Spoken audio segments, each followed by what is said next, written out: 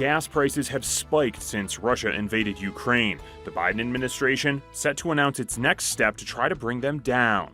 And it's not just the price of gas that's going up, so is the price of wheat. Farmers don't get to pick our price. It's controlled through that commodity market. We're talking to Colorado farmers about the struggles and impacts they're seeing from the war in Ukraine. We don't know yet how that's all going to shake out. I couldn't say if we're going to be able to break even. Plus, getting kids social again after remote learning, the nonprofit helping them interact with their peers. President Joe Biden is taking steps to try to lower gas prices as the war in Ukraine drags on. His administration is tapping into the strategic oil reserve again. Thanks for joining us for Denver 7 News at 11. I'm Jason GRUENAUER. So here's a look at the president's plan. He wants to release around 1 million barrels a day for 6 months. So that would equal 180 million barrels of oil. President Biden let out around 60 million barrels back in November in response to another round of price hikes. But tapping into the reserve generally has a limited effect on gas prices because of how much oil can be released at a time. The president will also call on Congress to fine oil and gas companies that lease public lands but aren't producing energy. Now, gas prices have gone up more than $1 in the past year, with a spike happening last month when Russia invaded Ukraine. The average price in the U.S. is $4.22 a gallon, which is down 11 cents from a record high hit earlier this month. In Colorado, our average price is $3.99. President Biden banned Russian oil and natural gas imports to the U.S. earlier this month. He'll talk about releasing oil reserves in about a half an hour from right now. You can watch his remarks right here on Denver 7 as well as Denver 7 Plus. Now, high prices for gas, food, and other items are pushing inflation to numbers we haven't seen in 40 years. Prices in February were up nearly 6.5% compared with a year ago. The Commerce Department says it's the largest year-over-year rise since 1982. And core inflation, which doesn't include food or energy, jumped close to 5.5%. Now, the government says food costs climbed 1.4% last month, which is the highest in nearly 2 years, and prices likely won't go down anytime soon. President Biden warns the war in Ukraine will create food shortages because Russia and Ukraine are among the largest producers of wheat in the world. Denver 7's Veronica Acosta went east to see what this means for Colorado farmers. It should be a great time for local wheat farmers. The wheat commodity price that is at an all-time high. That means it's basically worth more now than it was in previous years. But some struggles are keeping these local wheat farmers from really basking in this moment. We're a hard red winter wheat farm. Wheat is a cash crop in Colorado. But right now, it's not driving as much money as you might think, and farmers hoped. There's some similarities to walking a tightrope. Castlevic Farms in Bennett has been around for more than 100 years, producing wheat that makes its way to dinner tables across the state. Hard red winter wheat's used in a lot of your breads. Most of our crop will go to Denver to the Ardent Mills in Commerce City and gets milled into flour, might go to Panera Bread, Papa Murphy's Pizza. So we are glad a lot of our stuff stays local. Despite being thousands of miles from Russia and Ukraine, Castlevic Farms is feeling the impact. The two countries produce a lot of wheat, but are focused on war. Normally, a scenario like this would allow local farmers to reap the benefits, but that's just not happening. Farmers should be dancing and celebrating, and it is a great thing. And we want to spin that as a wonderful thing that's happening at the expense of someone else. But along with that increase, we've also seen previous to this market increase, fertilizer costs going up by 400%, if you can get it. Price of fuel, we've all seen that at the fuel stations, right? When we're filling up, that's hitting our situation as well. Fertilizer, fuel, and labor costs all up, all important parts of farms necessary to make them run. But it's not just that. The Castlevics don't have any wheat to harvest and sell right now. This is what their fields look like. They plant their crop around September, allow it to grow over the winter, and harvest in July. If you can capture it and you're in a position and you've got crops to be able to capture that price hit, it's great.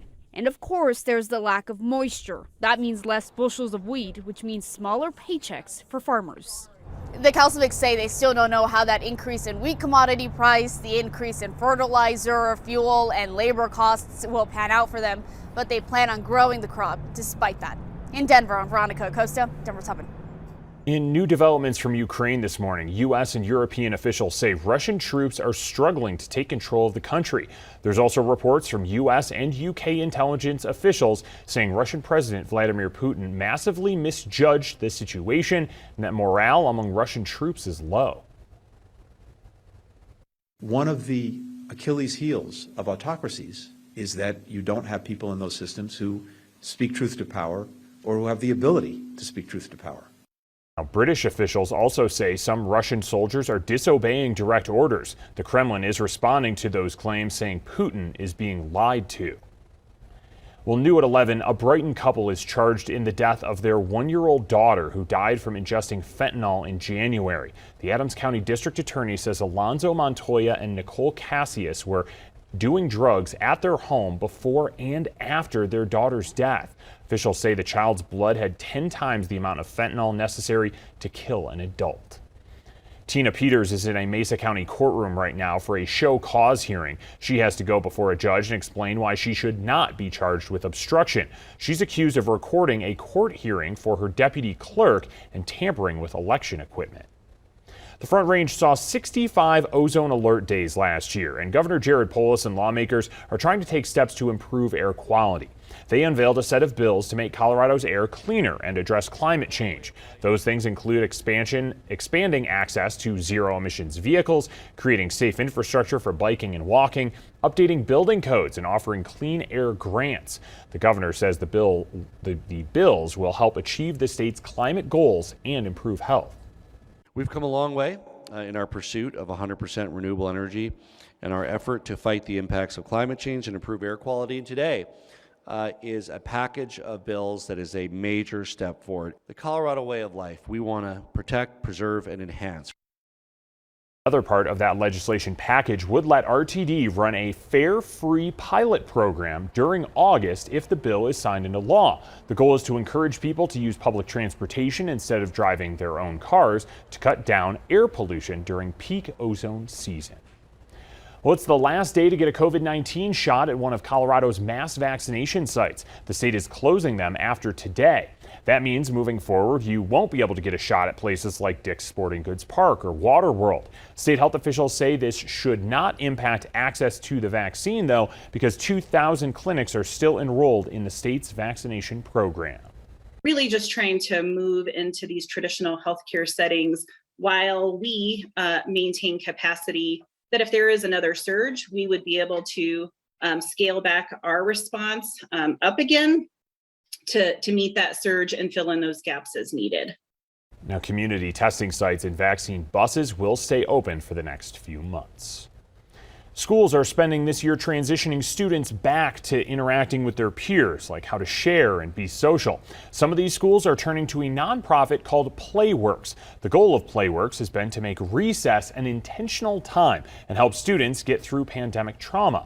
As Denver 7's Jessica Crawford reports, one school is already seeing a difference.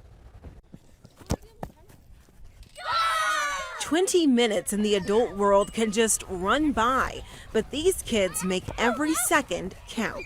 We play like jump rope, red light, green light, soccer. You want to try again? Tylee Quijada is a 5th grade coach for PlayWorks, helping other students learn social skills through play at recess. When the program first came to Virginia Court Elementary School in October, Tylee says the pandemic was still weighing her down. I felt really kind of sad, but I felt like I was lonely apart from having my family. Those are the kinds of feelings Assistant Principal Rachel Sellers says Aurora schools wanted to address. There were some social skills that were missed because they were socially distanced from one another, and last year students weren't able to come out and play on the playground as much and have that kind of social interaction. The program is now in 32 Aurora schools. Hands to ourselves, okay? Okay? PlayWorks site specialists like Kayla Braggy, with the help of kids like Tylee, guide the students with interactive games that can include everyone. I've always thought that it gives the kids opportunity. If they're scared to join a group of kids or scared to join a game, I'm there to encourage them. Sellers says from the beginning of the year to now, she's seen a shift in how the students behave and how they treat others. What we see in the hallways is the way they're interacting with one another is changing. It has just brought out a greater joy because they have that opportunity to try new things in a safe way. I feel less lonely because I get to hang out with my friends at school. Taking just a few minutes in each day, connecting with one another, making life outside recess that much better. And you're gonna do that all the way around. Tell me if you need help, okay? In Aurora, Jessica Crawford, Denver 7. And social connections don't stop when the school year ends. Playworks will be offering summer programs in some select schools. Well, the TSA is becoming more inclusive. Still ahead, the changes it's making at security checkpoints. Plus, Colorado entrepreneurs are fueling your next adventure with a bite-sized snack packing a big punch.